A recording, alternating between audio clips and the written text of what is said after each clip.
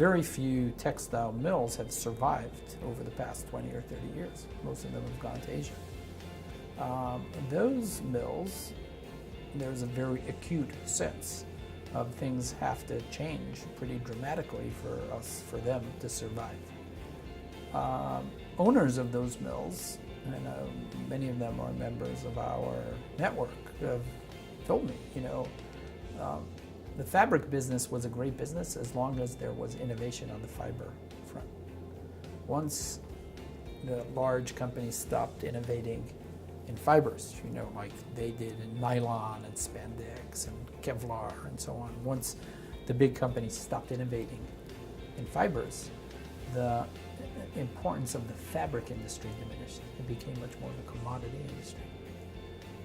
They very much understand how this story of really injecting a new meaning, a new functional meaning into fibers could in fact transform their industry.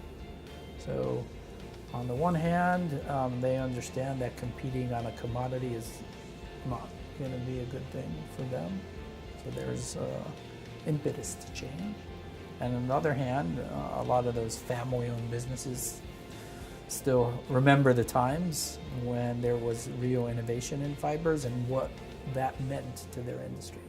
And for both of those reasons, they're actually here at the table working very hard to try to figure out ways to get these new materials into their processes and fabrics. Yeah, so the barrier to joining is very low. Typically a manufacturer would need to pay very low membership fee, maybe I'd say $10K a year. What they would then do is sign up for our prototyping network. They would typically tell us what are the things that they know how to prototype, and they're willing to prototype for our advanced fabric network.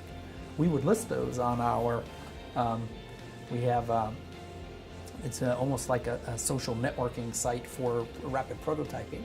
We'd list those capabilities and then start running projects through them.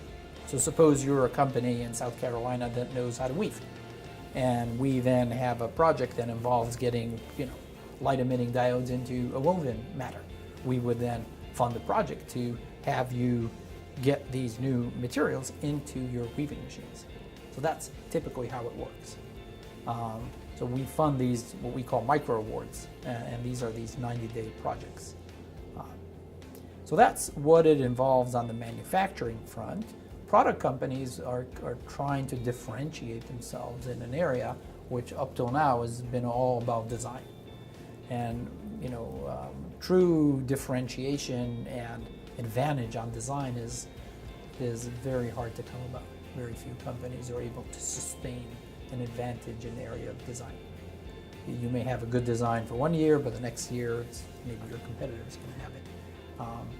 And so what they're trying to do is really build products that have a sustainable competitive advantage associated with that, which stems from this new technology, which is IP protected.